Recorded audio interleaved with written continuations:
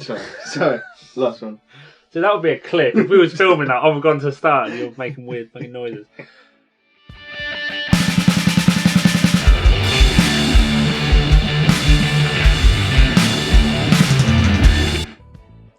Hello everyone and welcome back to another episode of the Figure Fourcast. As always, I'm your host, King Damo, and I'm once again joined by my good friend Sam. How you doing, Sam? All good, thank you. Recovered from the Elimination Chamber. We're here and I'm ready to talk wrestling. How are you doing? I'm good. It's been an interesting couple of weeks of wrestling and wrestling news since we did our last episode. Obviously that was just before Royal Rumble. Which wasn't the best in terms of previous Royal Rumbles, but it was an interesting show to watch. And then we've obviously had all the build to Elimination Chamber and the build to WrestleMania is starting. So it's been a good time of year for wrestling, even if perhaps other years have been better. It's always the time of the year when wrestling fans start to dream and imagine things that could happen at WrestleMania, and are usually let down, but let's hope we don't get let down this year. I mean, Royal Rumble was pretty boring, if we're honest. It's fairly predictable, but we move on from that. And we've just had the Elimination Chamber. You'll hear our thoughts, our immediate thoughts on that a little bit later, actually, because we recorded. I think we can just kind of go straight into that, because it's quite a unique situation for us. Here in the UK, it's set at 5 PM on Saturday, because obviously the time delay for Saudi Arabia. It's very weird watching it in the afternoon. We both felt really tired afterwards. Yeah. I think that was like muscle memory type thing. Probably one of the only good things about the Saudi Arabia deal is we get to watch wrestling at a reasonable time. Yeah.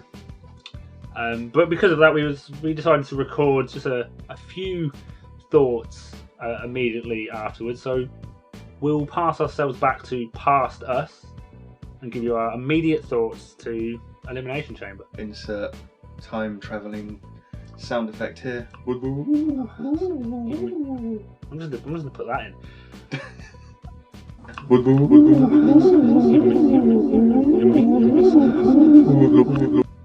So the pay-per-view finished 4 minutes ago, which is weird for us to be able to record. It's not in the middle of the night, but immediately, Sam, how are you feeling? Empty?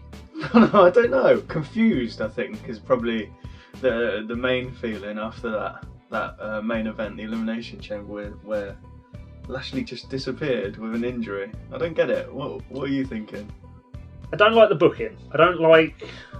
I almost predicted it and then went back and picked Bobby on our predictions, but I don't feel the need for the title versus title stipulation at Mania, and it seems very strange, but didn't mind what we saw once that booking, like the Austin Theory Brock Lesnar stuff was pretty fun, and what a spot from the top of the cell. That was awesome.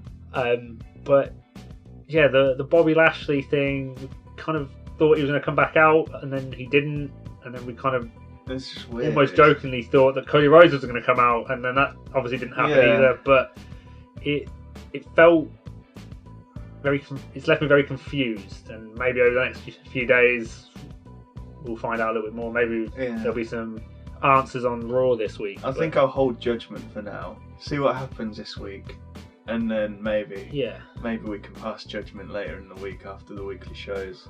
But yeah, it was a strange decision. I guess the champion versus champion is another iteration of this Roman Lesnar thing that we haven't seen before. Is the only thing I can think. Maybe they're thinking, well, we've done every single version of this possible. Face Roman, heel Roman, face Brock, heel Rock. Maybe the only thing they've got left to do to keep it fresh, in inverted commas, is champion versus champion, to put some extra stakes on it. But yeah, main event was alright. That spot with Austin Theory is awesome. What do you think of the whole show? Any other highlights from it? It was a bit up and down for me, the show. As most pay-per-views are kind of at the minute with WWE. Especially the Saudi pay-per-views.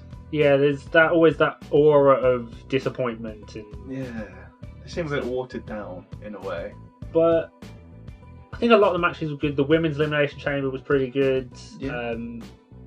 I kind of enjoyed the WWE title match.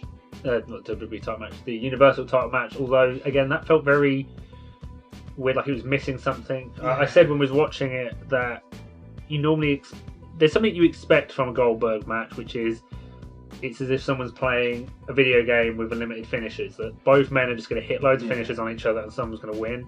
And we didn't see that. It felt like the most basic version we could get in a way. Yeah. Do you know what I mean? The Raw Women's title match had some good moments in it. Yeah. I'll say most of the matches had good moments. Whether or not they were good matches is... I'd say probably not. I don't think they'll go down as being good matches, but most of them had good moments in them, which is what you come to expect from WWE. Normally they've got one standout match, but it didn't really have that this time. Yeah. Yeah, it was a very strange pay-per-view. Yeah. So the highs weren't particularly high and the lows weren't particularly low. It was a very mid-level pay-per-view, which I guess I'll take at the minute after the Royal Rumble, because I felt extremely low after the Royal Rumble. We didn't have to stay up until the middle of the night either. True. True. That's a very strange experience. Roman Reigns, Brock Lesnar, main event of one of the nights of WrestleMania. Obviously, Ronda Rousey, Charlotte Flair will be the other one. Yeah. Are you excited? And are you more excited now than you were 3 hours ago? I wouldn't say I'm more excited now, no. Not with champion versus champion. I don't think it's changed for me, to be honest. I'm looking forward to the match. I wouldn't say I'm particularly excited because I don't know what else these two could do, in a way. Because we've had, like I said, all sorts of dynamics. We've even had a Paul Heyman turn on both men now. So I'm not sure what else we can do. I think we've already seen the best version of that match, which was when Seth cashed in mid-match. I don't think there's a better version of it than that. I'm less excited now because the idea of that match, as well as challenger versus champion for the WWE title in its own right on one of the shows, I think was a more entertaining prospect. Whether that be Seth Rollins challenging Bobby Lashley for the title, or any top tier guys paired up for the title, I think was more entertaining. And that match, as it stands right now, obviously a lot can change in a couple of weeks, but doesn't happen. Even if you have Seth versus Bobby, for example, I use that as my example here, without it being for the title, that's going to be rushed to book it. You can book that because effectively Seth has cost Bobby Lashley the title in that match. He's the one that got him injured. So there is a story there, but it would be way better for the title. And now we don't have that. And all we've done is add another championship into the Brock Roman match, which didn't need it. It didn't need the title in the first place. It didn't need the Royal Rumble win. It definitely doesn't need both titles. So WWE have given everything to this match. I think the massive question, of course, is who's going to win. Like, if you look if you look at both sides, Lesnar wins. Is that helping anyone? No. Roman wins. That enhances his character to God level, like he says, literal God level. No one beats him. And that's the question, who beats him? Cody? Well, there is the ongoing rumours of Cody Rhodes coming to WWE. We'll talk a bit more about that in a bit, but yeah, my thoughts on that match of Mania is we could have got that just from having Roman cost Brock the WWE title at Royal Rumble. That was it. That was the build. Brock wants revenge. You can build that match any way. You can have him demand a title shot, do whatever, but you can get that title. But they gave him the Royal Rumble win, which they didn't need to, and cost that took that away from somebody else. And now they've given him the WWE title back. Yeah, I think my ideal situation in this Elimination Chamber was what I mentioned to you whilst we were watching it. Riddle winning. Yeah.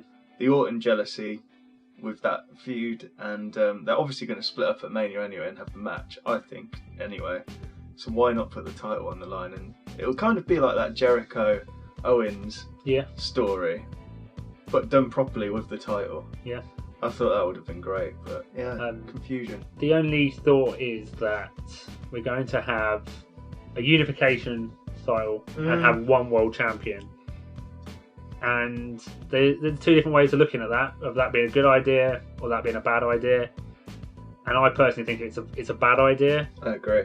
I don't like it. WWE had the WWE and World Heavyweight title, and that was really good. Even though the World Heavyweight title was definitely the lesser title as it was portrayed, it still gave you two big matches every pay-per-view. When they unified them with Randy Orton holding the belt, you then only had one, and that means you can only ever have two guys in the main event. And if you want to have, for example, a Roman Reigns year-long title,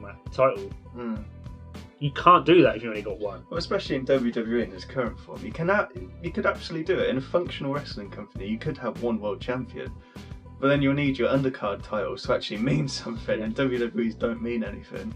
So what's the point? It's going to affect the product negatively in my eyes. I feel like we're both down after this pay-per-view. I enjoyed watching it, both because it was on a reasonable UK time, but also I enjoyed the spots. That Austin Theory stuff that spot was awesome. is a highlight. He is literally selling very high. Selling of being scared. There's other moments that we were talking about when we was watching it. Drew McIntyre calling Happy Corbin, a pussy, I believe. It looks like that's what he says as he runs off scared. Hilarious. There's lots of good little moments, but it's just, it makes you question what's going to happen going forward. It's the ramifications, isn't it? Yeah. That's why I say I'm going to try and be as neutral as I can for now, see what happens in the weeks to come, and then maybe pass judgment. Yeah. But yeah, it's hard to look in a positive light on it, sort of speculating what's going to happen. Yeah. We shall see though. Thankfully, Goldberg didn't win because. How much worse could it be if it was Brock versus Goldberg, title versus title? Jesus Christ. With Stone Cold as a special guest referee and actually do that match from. We know Vince listens to this. 2000 and whatever. There's still time to change things here. Don't do that, Vince. Crazy old bastard. Well, that's our on the minute kind of thoughts. So we'll cut back to future us recording the rest of this podcast in a few days' time. Yeah. Maybe we'll have some extra thoughts as news stories come out, and we'll have had a chance to watch Raw, and we can talk a little bit further about it then. But right now, at 7 minutes past 8 on the 19th of February, just after the pay-per-view has ended, confusion is the thought. Big why? Why WWE? Why?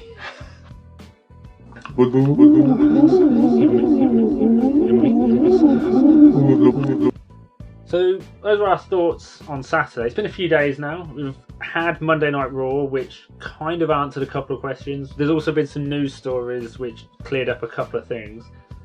Have your thoughts changed in the last few days? Slightly in terms of the men's Money in the Bank Elimination Chamber match.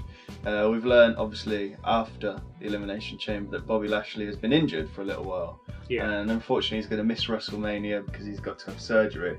So that explains why he was taken out of the match. It was sort of that was our main sort of feeling afterwards, was confusion. Mainly because of Bobby Lashley being taken out of the match and not coming back in. So that sort of clears that up. I think, yeah, it was all right. It was kind of uneventful in a way. The show, sort of looking back on it, one thing that strikes me is that both matches were quite short for Elimination Chamber matches, and that's not necessarily a bad thing. Because sometimes I do find that they labour a little bit, and it's sort of just killing time in a way. I think the women's match I saw was 15 minutes. Which I actually think quite enjoyed the women's match. Yeah. It was alright, and I don't think the men's was much longer. So I think looking back on it now, I look back a little bit more fondly. And with Monday Night Raw leading into stories into WrestleMania off of the back of Elimination Chamber, I think it was an alright show to set up future storylines. So what are your thoughts on it now? Well, I was very confused about the whole booking decision WWE have made with the WWE title. Kind of ever since day one. And looking at it now, you've had two big forced changes to the card. Obviously, at day one, they couldn't do the planned match, Brock versus Roman, because Roman he had COVID. He did, yeah. So they couldn't do that, and then they, for some reason, put him into the men's title, the WWE title, which he won, which was quite a surprise. And it seems like they made the decision then of what they wanted to do, and had Bobby Lashley not got injured, I think everything might have worked out differently. But I do, yeah. They obviously booked him in to lose the title to Bobby Lashley at Royal Rumble, and then they were going to have him win the Royal Rumble, which I said was a waste of both, especially if you then give him the title back. But if Bobby Lashley was not injured, they would have done something very different. I think Bobby would have maybe retained, and maybe Roman would have interfered in the Elimination Chamber to stop Brock and further the story that way. But they didn't really have much they could do. If Bobby's going to be out for 4 months, you need to take the title off him. They don't have any other stars built to take that title, which is another story for another day. It's not just that they don't have any other stars. You could have given it to Seth or something in the Riddle. You give it to Riddle. Yeah, there would have been no build, and they obviously don't have a plan of what to do for the other main event. Yeah. So it's kind of a little bit bad booking on WWE's part, but it's also a tricky situation. So I can't put all the blame on them being bad. They're trying to make the best out of a bad situation, which hooked into a corner a little bit. Yeah, it kind of makes things make a little bit more sense. The other great piece of news is finding out that Brock Lesnar went off script in his escape the pod moment. That's been doing the really? news. I've not seen that. That allegedly that wasn't supposed to happen. He just thought it would look stupid for him to just wait there for 5 minutes. Amazing. And so he legit just punched a hole in the thing. If you watch it back in the background, they don't focus on it because it's not meant to be happening. He just starts punching and kicking the thing, and one of his kicks just knocks a big chunk out of it, and it's like, well, I've got to get out now. Amazing. So whether he intended to just try and like shake it and try and look like he was trying to get out, or whether he did intend to actually get out, and only Brock Lesnar will know, but it does kind of add a little bit of a little bit of realism to it. Like it makes it feel a little bit more real in hindsight. Those plexiglass sheets are bulletproof, but they're not Brock-proof. Clearly, stronger than a bullet, more force than a bullet. Bullet Brock. That's a T-shirt. That is. Yeah. You can thank us for that one, Brock. There you go, Vince. We know you listen. Overall, I'm still a little bit down on the pay-per-view because I know what an Elimination Chamber pay-per-view could be, and it didn't really live up to past standards. But we move on. It was very middle of the road, wasn't it? Yeah. It could have been a lot worse, could have been a lot better. We'll see. Like I said in my immediate thoughts afterwards, I'll give it a couple of weeks, let them further the stories, and then judge it there. I think that's fair. An interesting thing I did realise is they're building to this title versus title, and everyone's going unification, which I don't think is a good idea. But they didn't do it with the women's titles a few years ago. True. Becky 2 belts happened, so maybe we'll just get Brocky 2 belts. Without getting boring about all of the networks, if you want. I've just realised what you said. Brocky 2 belts. Imagine if he had a shirt with that on. Yeah, without getting boring about the networks, I don't think they will be too happy. Yeah, too happy with advertising each other if you want shows on different networks, but we won't get into that. Now, we are approaching WrestleMania quite quickly. We are. 6 weeks. 5 weeks at time of release, probably. Yeah, not a whole lot of time in wrestling. No other big shows between now and then.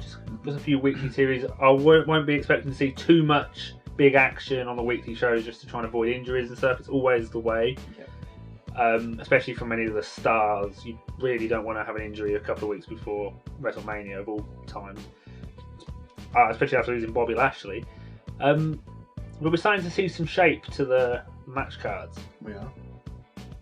Obviously, we know what the 2 co-main events are. Mm-hmm. Charlotte Flair versus Ronda Rousey and Brock Lesnar versus Roman Reigns. Both should be good matches. There's great potential in both of them. It'll be interesting to see what kind of match we get from Roman and Brock. We've seen that a few times, and I think Charlotte and Ronda Rousey can put on a hell of a show. Depends what they're given and what they can work with. Obviously, we know they're talented, but it all comes down to what Vince approves, really. Well, they had a great match. Was it Survivor Series when Becky had to pull out against Ronda, which started the whole triple threat thing? They had a great match there. So if they sort of emulate something along those lines, I'm absolutely here for that. We also have Bianca Belair, Becky Lynch, which has, surprisingly for WWE, a bit of long-term storytelling. Well, we have a bit of an insight into that, don't we? As we did see it live at a house show at the O2 in October? No, it was before October, wasn't it? September, October.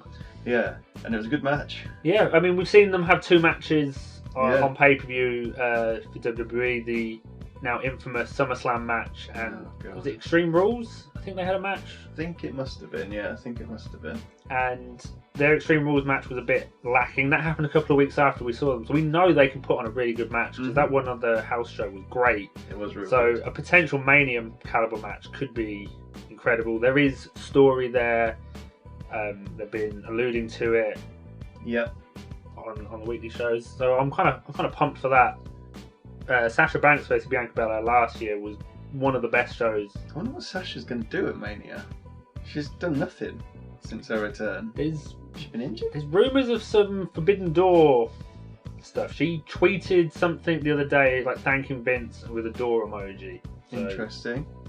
We'll discuss that as more news breaks because it's pure speculation right now what it could be. Yeah, it's a very embryotic stage. I don't know enough about other promotions.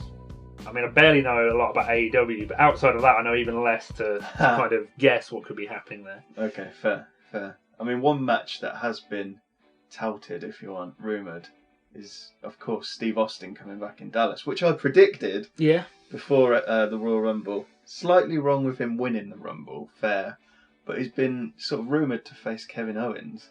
I mean, something you'd want to see? It's the right opponent, but I don't know if I want to see it.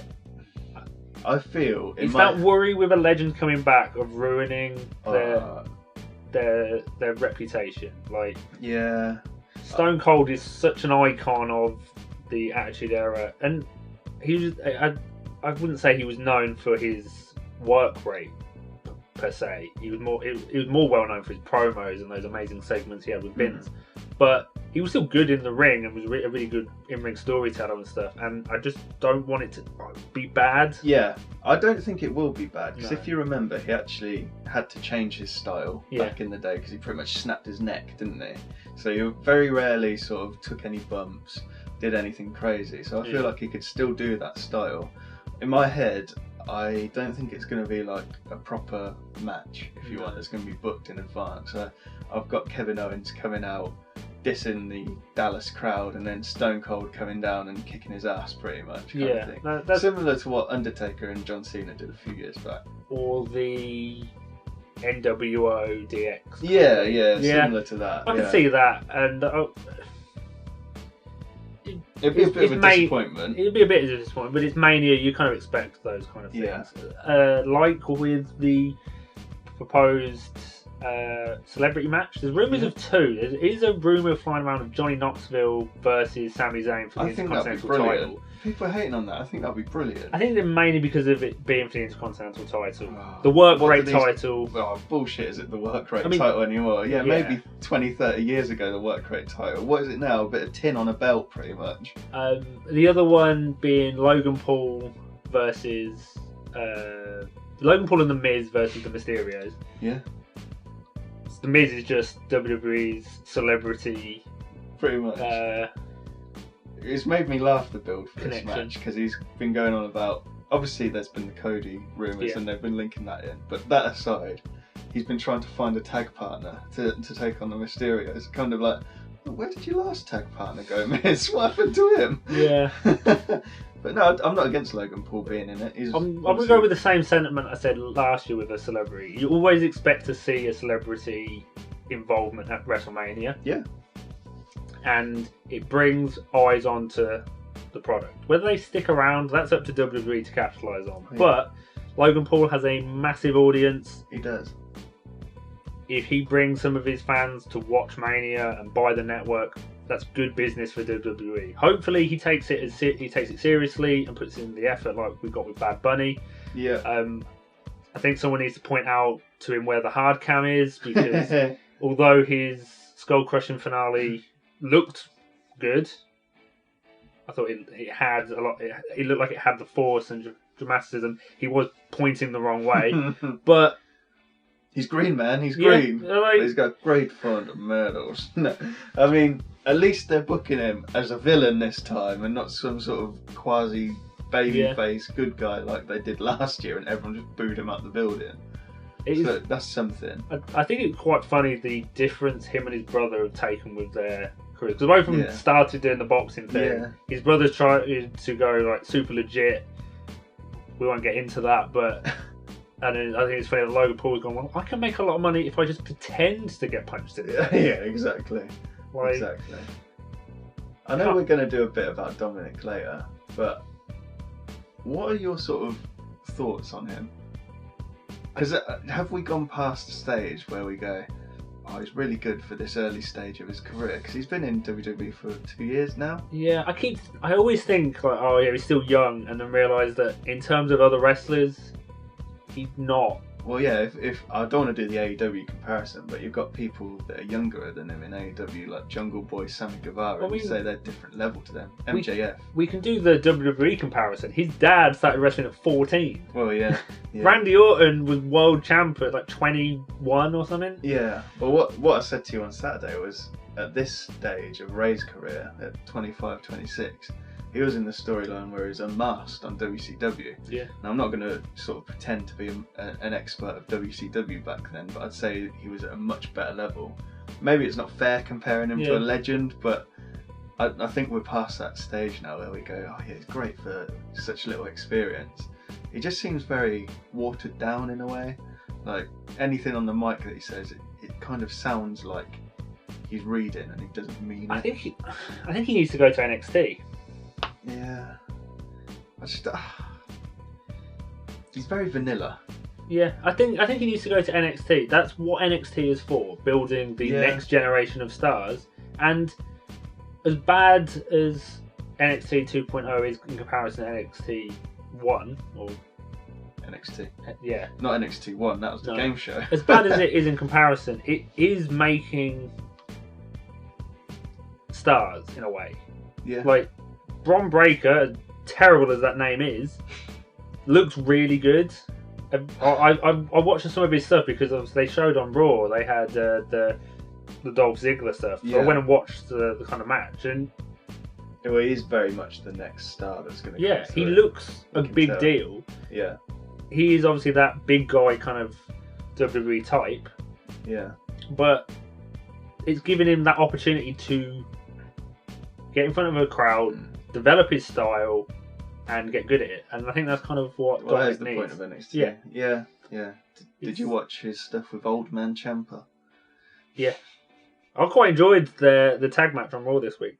Oh, yeah. I am a big fan of Ciampa. Ciampa's good. It's just, it always strikes me when you've got these guys that look massive in NXT, like Ciampa.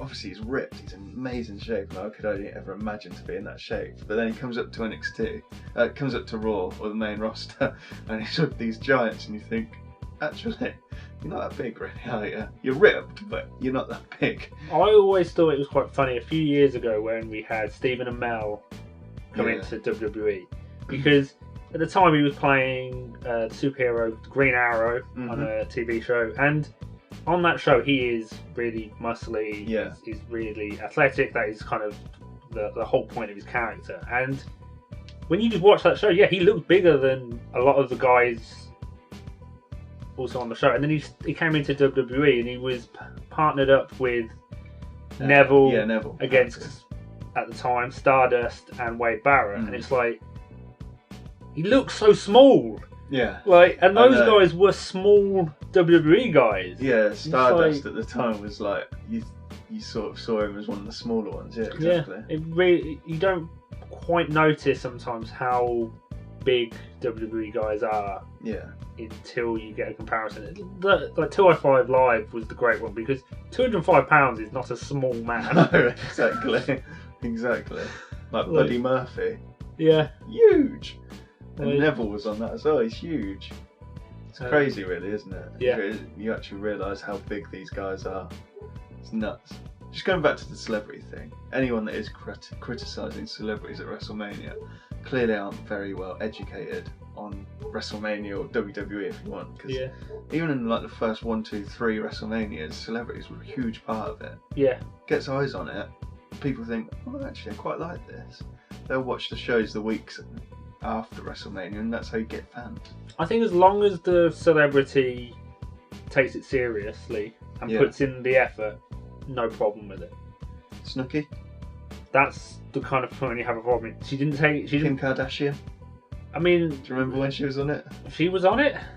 Before she was Kim Kardashian, in inverted commas, she was just like a host. I do not remember that. It might have even been the same one as Snooki, I can't remember. It was around that era, when she was just Paris Hilton's friend. And I will say, anyone who hates celebrity involvement at WrestleMania, you're going to hate next year's WrestleMania, because that is in Hollywood. I'll expect to see 5 to 10 celebrities on that card. Not in matches, but there will be a lot of celebrity involvement. Who do you reckon? The Rock. Well, obviously. It's hard to guess at this point, but there'll be a lot. They'll be cutting to him in the crowd. Nicolas Cage. Oh, that'd be awesome. Nicolas Cage cutting a promo. Nicolas Cage versus The Undertaker. Or Nicolas Cage as The Undertaker. Even better. Anyway, let's get back to current affairs. Well, I've had a quite interesting discovery in the last couple of weeks. I talk about wrestling a lot because I watch a lot of wrestling and host a wrestling podcast, and some of my colleagues at work have to put up with that because they don't watch wrestling. But one of them has actually kind of got into it. Caught off by the WWE 2K22 trailer, and then decided to check out Royal Rumble. Started watching the weekly shows and has actually now got the network. So there you go, Vince. You can thank me for the £10 or $9.99. How can you not remember the advertising? For just $9.99.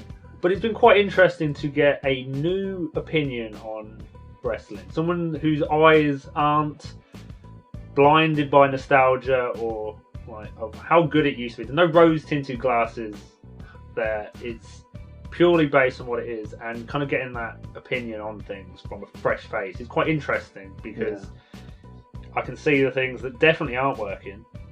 Nikki ASH is... Oh, God. He hates that character. There's not a person that does like it, even when they were a good guy. It's terrible. And Nikki ass. One of the most interesting is just being kind of like how big certain wrestlers are into the eyes of new fans. I'd already kind of made him a bit of a fan of Big E beforehand, but Big E is still a popular face there. Seth Rollins, and I think we've just grown too used to Seth Rollins now. We've seen so much of him to forget how good and how charismatic he actually is when. Yeah. And it just seems like you point out about how much people are singing along to his song and getting involved. He's a heel. Yeah. Well, he's only seen this version of Seth Rollins. There's been some great versions of Seth Rollins. There's been some awful versions of Seth Rollins. Mainly when he is a good guy, it's not great. But no, it is interesting. Yeah. To hear that he's not completely repulsed by the project. Maybe you need to introduce him to 3 other letters. I have suggested it as an option, but let's let WWE get their hooks in first before we. Poor guy. Poor guy. Because he's got the network. Obviously, have it for, you don't want to have it for too long if you're not going to be invested. I've been kind of recommending some old moments and old shows to kind of watch. I'm going to put you on the spot because I did ask you to prepare and you forgot your notes. I didn't forget them. I had them in my pocket. I got petrol before this. I think they've fallen out on the petrol court, so there's going to be notes on shows that someone's going to find it very strange, probably. If you had to recommend 3 pay-per-views from recent WWE history, where would you start? I will say that a show he has already watched, which would be in my recommended list, was WrestleMania 30. Obviously, the Daniel Bryan and Batista Randy Orton triple threat main event. That was such a big one, but that has already been watched, so it might. Well, the first one that I'd go for is, seeing as you have picked that, was probably WrestleMania 31. I think it was the Mania with that RKO with Randy Orton. Yeah, I think that's 31. Yes. And then later in the night, but I think that's probably my favourite Mania ever, personally. Just because it finished on such a high, and like I say, if you like Seth Rollins, that's the one to watch. So that's the first one I'd go for. The second one, I mean, I thought it was recent, but it's not so recent because I think it's 11 years ago now, is Money in the Bank 2011 with CM Punk versus John Cena in the main event. I won't go too far into it because I don't want to ruin it for him, but that obviously also includes a cash-in attempt towards the end. Yeah, with, yeah. Thingy-mabob, that we will not say his name, and the whole story with CM Punk's contract. So I don't know if you go into that pay-per-view completely unattached to the situation with CM Punk's contract, would that have as much of an effect? One of the good things when you do this, and it's a bit annoying for long-term fans, but it's good for new fans, WWE love to recap. So you do kind of get, like, those hype packages do become quite useful then for giving you an idea of what's going on. So I'd imagine they would have done a good job of kind of building up for those new fans. Yeah. The one I would recommend is I'm actually just checking the numbers because there are a few really good shows. Years kind of start blending in with wrestling, but I want to recommend WrestleMania 35. Okay. Which one was that? They all sort of, like you say, blend in numbers. I want to try and give it as spoiler-free as possible, but just give me the matches.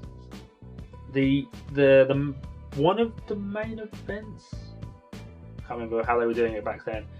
The WWE title match, we'll go with that, is Daniel Bryan versus Kofi Kingston. Okay, yeah, no, that is a good one. Yeah. Women's main event. Yeah. The triple threat. That's a good one. That was the last Mania in the old world, wasn't it? Yeah, the old format. Thank God that changed. Because as good as that Mania was, watching it live was a pain. Certainly. Yeah. And it was like 8 hours long? With the pre-show, yeah. Something ridiculous like that. Insane. It's so good now that there's two nights. It's brilliant. You get more WrestleMania, but it doesn't feel as bad. Yeah.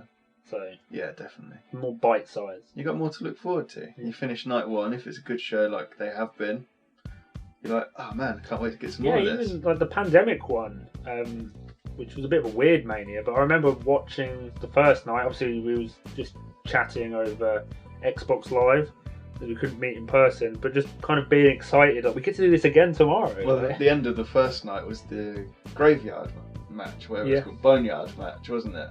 And that was awesome at the time. I was like, whoa. And then you had the Fire for Life Funhouse match the next night. So those will be 3 pay-per-views we'd recommend. There's so many when you start thinking about it. You could. We talk about how bad WWE is, but when you really look for it, there are so many good moments. I'd be interested to actually get him on the podcast and speak to him and see sort of what his thoughts are on WWE at the minute, why he likes it, things that he don't like, and maybe even watch some old stuff with him and see how he thinks it compares. But that's your choice, Declan. It has been fun having to explain certain things to him. My favourite one was why Corey Graves is so enamoured with Carmella. He watched an episode and he was like, bit weird. Like the rest of the show is like he's a professional. Why is he just being like so like talking about how beautiful she is? Like they're together in real life. Is he going to watch their reality show? Maybe we should watch that. Have you seen the trailer for it? I have. Oh my god, it looks terrible. It's on YouTube, isn't it? Let's not talk about that now. It's like WWE went, hey, USA Network, Fox, look at this new thing we've produced. Do you want this? And they're like, absolutely not. Fuck off. Oh, okay, we'll have to put it on YouTube then. Or those two just wanted to do it. And WWE were like, well, we'll put it on the YouTube channel. You have such... I have a much more cynical mind than you, I think. Anyway, I might watch the first episode, see how terrible it is. Maybe that could be one episode and watch along. We never got the best WWE reality show, Total Fellas. Oh my god. Do you remember when they made that fake advert on it with like Sheamus and Rusev and someone else? And it's like, it looked like it would have been so much better than Total Divas, but... That name though. That name. Oh dear. Let's move on to some actually interesting wrestling news. The first potential, it's still in the air, but the first potential move from AEW to WWE, and of all people, it's Cody Rhodes. Yeah, he's one that no one touted at all. People were saying maybe Brian Cage, or people like along those lines, smaller level ones. But yeah, Cody Rhodes was an EVP, one of the main stars, one of the people that started AEW. And allegedly one of the people who really wanted the war. It doesn't make any sense to me. If he does go to WWE, just from my point of view, he left WWE because he wasn't getting creative control. Stardust. Didn't like his career in there. And then flourished outside in the Indies, became one of the biggest names in the Indies, and has led this revolution, if you want, to create AEW. To then go back to WWE, something must have gone wrong big time. There's been a lot of rumours about not necessarily a falling out, but a disagreement with Tony Khan about creative control. Tony Khan has been taking the reins a bit more.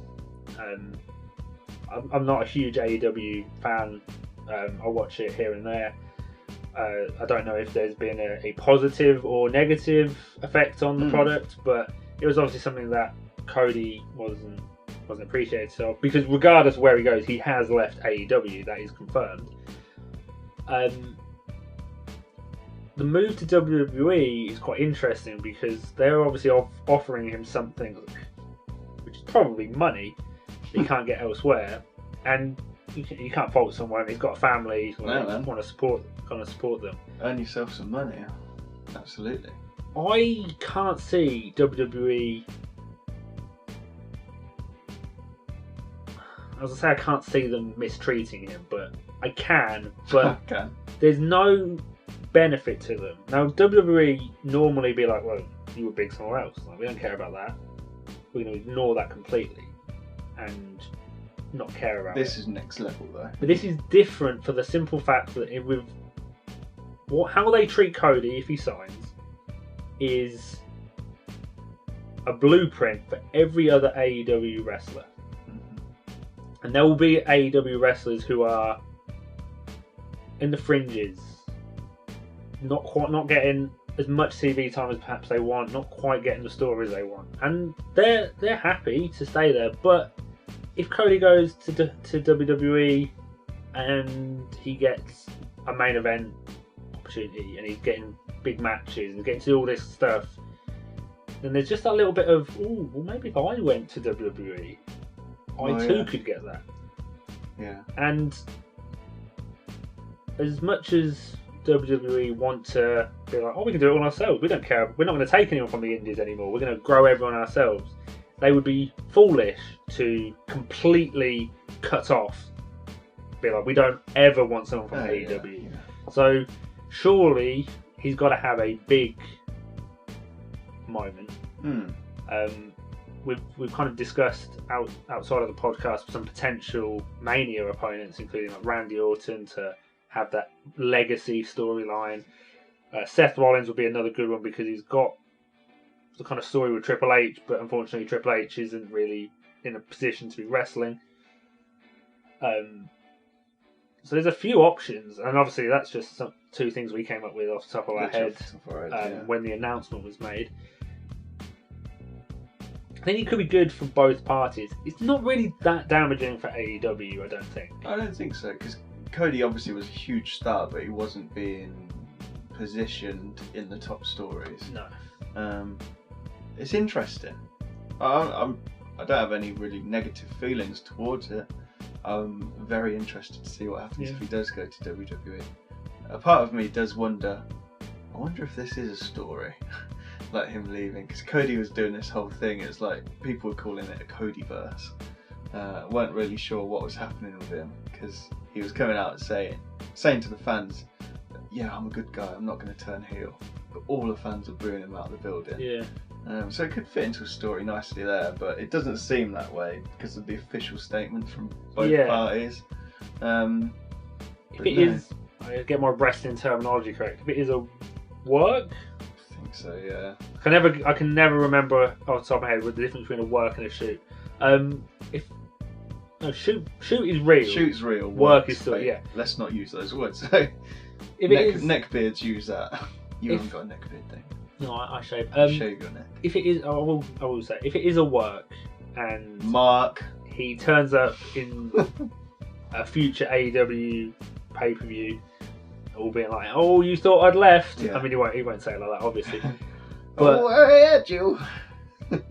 It would be. He really would have pulled the eyes over pulled the wool over the eyes of the. Oh man, pulling your eyes over the wool. That sounds painful. Pulled the wool over the eyes of the wrestling community. Everybody's talking about the fact he's going to WWE. It's confirmed. I'm still hesitant. I bought into John Moxley's. No, Dean Ambrose isn't leaving WWE. Yeah. It's just for story. And then we watched All In. It's like, oh, there's John Moxley came back. Because he's not coming back then. I don't think WWE bought into him properly leaving either, because you remember they did all that really nice John Moxley leaving show and stuff. Yeah. Put it on the network. The Shield reunion special and stuff. Who's Brock facing at Madison Square Gardens?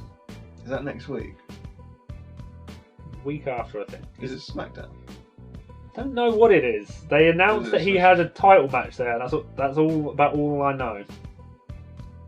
Well, I don't think it's going to be someone that he loses to, because surely that ruins any sort of momentum going. It's going to be Cody. He's going to win the WWE title. That makes zero sense whatsoever. That's exactly what it's going to happen. It's going to be Logan Paul. It's going to be Johnny Knoxville, and we're going to have an Intercontinental, WWE, and Universal title unification at Mania. Let's hope not. Anyway, let's get our bad booking out of the way and discuss some good booking, I hope. Okay. It's time for Dominik versus Rey Part 2. Or I guess it should be Rey versus Dominik Part 2. Yep. I'm not going to lie, I struggled with this. So did I, as you could probably tell. You left a bit of a difficult spot for me. So, last we left it, the two of them have a ladder match at WrestleMania. Yep. If Rey loses, he has to unmask. And you booked it so that Rey loses that match. And then you're just like, Damien, take it away. Yep. So, booking the unmasking of Rey Mysterio is a very difficult thing to do, because at this point, he definitely shouldn't take the mask off. Does he take the mask off? And it's not him. It's Trey Bro Stereo. So I'm gonna cut to the very end of their Mania match. Alpha Academy come out. Obviously, they were involved in the story. You set that up. Dominik's kind of is looking on the losing side. They come out, attack Rey Mysterio, and they're kind of like forcing him up the ladder. Let's say Otis has got Rey in like a submission or something, and he's sat on him. I don't know. Just he's not letting him up, and they're trying to force force Dominik up. He looks reluctant, but slowly climbs up, not too slow. People got to go to bed early. Climbs up and grabs whatever they've put over the ring. I thought just the mask, but I've changed. It's going to be something else. Mm-hmm. So we then go to Raw the next night, and they advertise a Rey Mysterio unmasking ceremony hosted by Alpha Academy. Mm-hmm. And you hype it up a little bit through the show with Alpha Academy kind of backstage, like offering tickets to wrestlers to come and watch it. Just something stupid like that. You know how WWE is. You get to the event, they come out and they've got kind of a plinth to put Rey's mask on, and like Dominik's there like looking a bit uncomfortable. He doesn't really want to be there. They play Rey's music. No Rey Mysterio. They introduce him again, play his music, and no Rey Mysterio. And then they start laughing. Dominik looks panicked, so he kind of runs backstage thinking they've done something to Rey. And in Rey's dressing room, there is a mask just on like a table or something with a note, and it just says, "Good luck, son." Mm-hmm. And Rey's gone. He's given Dominik the mask, and he's left. You don't see his face. He's just kind of left the building. Okay. Over the next few weeks, Alpha Academy and Dominik Mysterio are kind of having like trio stuff. Chad Gable being like a bit of a manager in some of the matches. They're coming in ringside, but they take the mask from Dominik and they're mocking Rey with it. So like Chad Gable's at ringside wearing the mask, being like a coach and stuff like that. You've got Otis trying to wear it. It's just like sat on his head. So, like just kind of being silly with it. Yeah. And the whole time, Dominik's still with them, but you can tell that he's not happy. There's something there. Yeah. And you slowly build to Money in the Bank, a couple of pay-per-views down the line, where Dominik faces Alpha Academy in a handicap elimination match for the mask. Yeah. First pinfall is against Otis. He actually gets him disqualified using an Eddie Guerrero style trick. We've obviously been seeing that a little bit recently, but he uses that as a kind of throwback and then pins Chad Gable after 619, gets the win. Okay. Comes out on Raw wearing the mask and is advertised as Prince Mysterio. Has a match. And dedicates his win after the match. He dedicates his win to his dad and apologises for taking his mask. A couple of weeks later, as we're building to SummerSlam, you have a video from Rey. Okay. He's all covered in shadow. You just kind of see like, the lower part of his face. You can't. Has he got a tortilla mask on? Like, no. He's wearing a hood. He's kind of just in shadow. You can't see his face. Okay. And he's angry, and he says that Dominik has tarnished the Mysterio name by allowing Alpha Academy to violate the mask. Oh my gosh. And at SummerSlam, Rey is coming back to take it by any means necessary. Okay. That was as much as I wrote, so the next bit, gonna have to wing it. Now, the reason I got stuck there, because I don't know what Rey's attire is in the match. He can't be wearing the mask, because obviously then there's no point. He also can't just be, I'm going to say faceless. He can't be maskless either, so... Face paint. He's got to be obscuring his face somehow. Yeah. In lots of different ways, but he's obscuring his face. And he's kind of, he's going to be dressed like street clothes sort of thing. He's not come here for a wrestling match. He's come here for a fight, and he's going to take the mask back by force. And it's a brutal back and forth match. Yeah. More from Mysterio. Rey Mysterio is being quite ruthless and angry about this. And there needs to be a moment. I don't know how they would go about doing it, but it's my story. I'm going to write it. He forcibly takes the mask off Dominik, picks up a steel chair to hit him with it, and Dominik's like bleeding. And he goes to do it, and like, Dominik does the like, "I'm sorry," and Rey puts it down and just leaves. Mm-hmm. And I know people would hate that kind of ending of there is no end to this match, but you set it up as a fight, not a match. Yeah. And he just kind of leaves Dominik. He's busted open, and you just soak in that moment of it. Okay. And then you can start showing Rey's got his mask back. and you can then start telling a story of forgiveness to the point where Rey gifts Dominik his own unique but similar Prince Mysterio mask. I think you've dug yourself out of a hole fairly well there. To be honest, I kind of gave you a bit of a hospital pass with where I left it at WrestleMania, so I think that's pretty decent with what you were left.